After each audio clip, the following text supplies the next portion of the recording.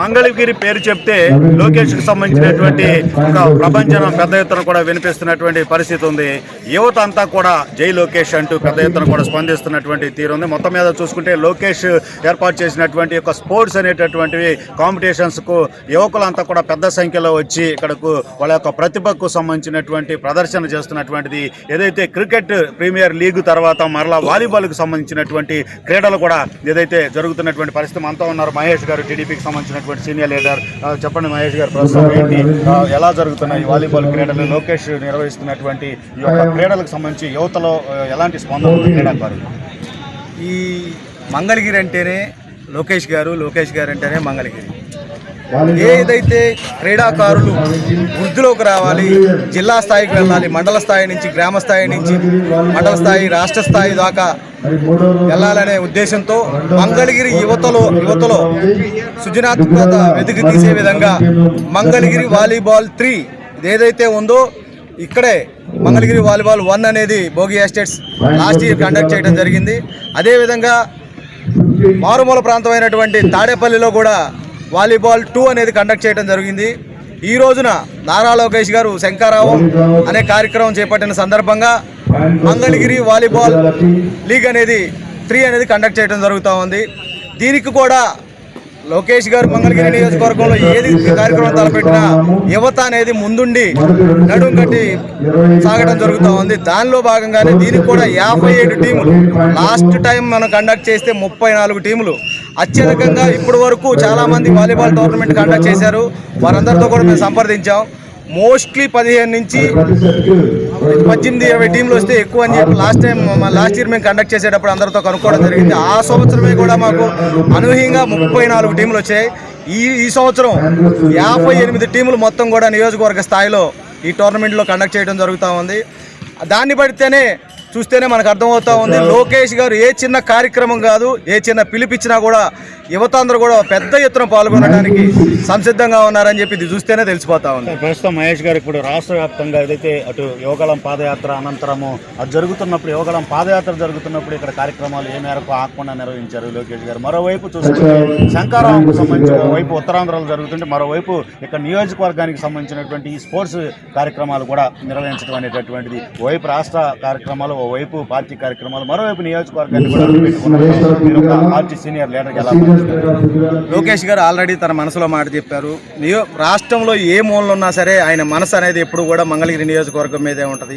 మంగళగిరి నియోజకవర్గ ప్రజలకు నేనేం చేయగలగాలి, మంగళగిరి నియోజకవర్గ యువతకు నేనేం చేయాలి, మంగళగిరిలో ఉన్న స్త్రీలకు నేనేం చేయాలి, మంగళగిరి మీద ఆయన ధ్యాస అంతా కూడా 24 గంటలు ఉండదు. కానీ ఆయనకున్న జాతీయ తెలుగుదేశం పార్టీ ప్రధాన కార్యదర్శిగా రాష్ట్రంలో ఆయనకున్న ఎటువంటి బాధ్యత అయితే ఉందో ఆ బాధ్యతను ఆయన నిర్వర్తించడానికి ఎప్పుడూ కూడా నారా లోకేష్ గారు ఎక్కడున్నా సరే మంగళగిరి నియోజకవర్గాన్ని కంటికి రెప్పలా కాపాడుకుంటానే ఉంటారు. ఆయన కోసం కంటికి రెప్పలా కాపాడటానికి ఆయన ఏ కార్యక్రమం చేస్తే ఆ కార్యక్రమం చేయడానికి, చేయించడానికి ముందుండి తెలుగుదేశం పార్టీ ప్రతి ఒక్క కార్యకర్త మేమందరం కూడా కష్టపడతాం. చూస్తే యువత అనేటటువంటి వాళ్ళను ఎన్నికల సమయంలో ఏదైతే క్యాంపెయిన్ మనం చూస్తూ ఉంటాం.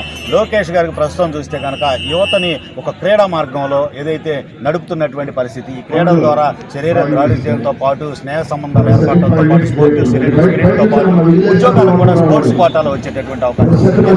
ఈ యొక్క అవకాశం కల్పించడం అనేటటువంటిది ఇంత ఆలోచన చేసినటువంటి లోకేష్ గారికి పార్టీ తరఫున యువత తరఫున ఏం చెప్తున్నారు? లోకేష్ గారు ఒక తరానికి టాచ్ బ్యారర్ లాంటి వ్యక్తి.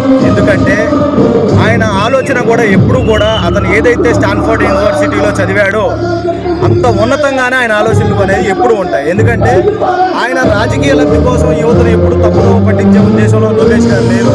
ఇవాళ మంగళగిరిలో జరుగుతున్నటువంటి అనేకమైన 27 సంక్షేమ పథకాల్లో ఒకటిగా యువతకు ముందుండి అన్ని కార్యక్రమాలు చేయడానికి లోకేష్ గారు ప్రాధాన్యత ఎక్కువగా ఇచ్చారు. దానిలో భాగంగానే సాఫ్ట్వేర్ కోర్స్ అయితే ఏదైతే ఉందో మినిమం 1,50,000 నుంచి 2 లక్షల రూపాయలు ఖరీదు చేసే కోర్సులు కూడా లోకేష్ గారు ఇవాళ నియోజకవర్గంలో ఉన్నటువంటి విద్యా ఉన్నతులు పొందే వారి కోసం, వారి భవిష్యత్ మరింత ఉజ్వలంగా మారే విధంగా ప్రయత్నానికి లోకేష్ గారు తన వంత ఇదిగా చేస్తూ ఉన్నారు. అలాగే మహిళలకు కానివ్వండి, యువతకు కానివ్వండి, సంజీవిని కానివ్వండి, పెళ్లి కానుక కానివ్వండి, ఎవరైనా ఆరోగ్యం బాగోలేకపోతే వాళ్ళ ఆర్థిక సహాయానికి కానివ్వండి, హాస్పిటల్స్ కానివ్వండి, అనేక రకాలుగా 27 నేను కుక్క తిప్పించి చెప్పుకోలేనన్ని పథకాలు, పేద బడుగు బలహీన వర్గాలు ఎవరైనా పెళ్లి చేసుకుంటారంటే వాళ్ళకి సూత్రాలు పంపించే విధంగా ఇలా 27 రకాల సంక్షేమ పథకాలతో అధికారం లేకపోయినా, మంగళగిరిలో ఓడిపోయినా నేను ఉన్నాను అని చెప్పి లోకేష్ గారు ఇక్కడ చేస్తా ఉన్నారు.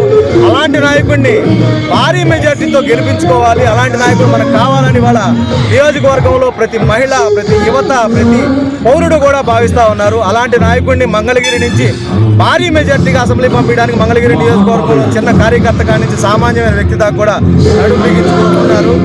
దానికి లోకేష్ గారు ఇప్పుడు ఏదైతే 25 సంక్షేమ పథకాలు చేస్తా ఉన్నారో దానికి మించి రేపు తెలుగుదేశం పార్టీ అధికారంలోకి వచ్చిన తర్వాత మాకు చేయగలిగాడనే నమ్మకం మాకు కానివ్వండి, మా కార్యకర్తలకు కానివ్వండి, మా అభిమానులందరికీ కూడా ఉందని చెప్పి లోకేష్ గారి భారీ మెజార్టీగా గెలిపిస్తామని చెప్పి శపథం చేస్తాం.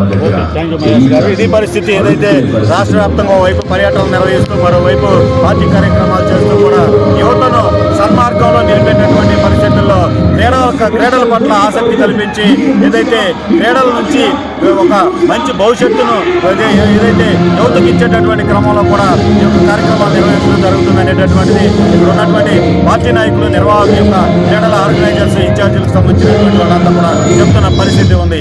ఇది లోకేష్ నిర్వహిస్తున్నటువంటి వాలీబాల్ 3కి సంబంధించినటువంటి సమాచారం.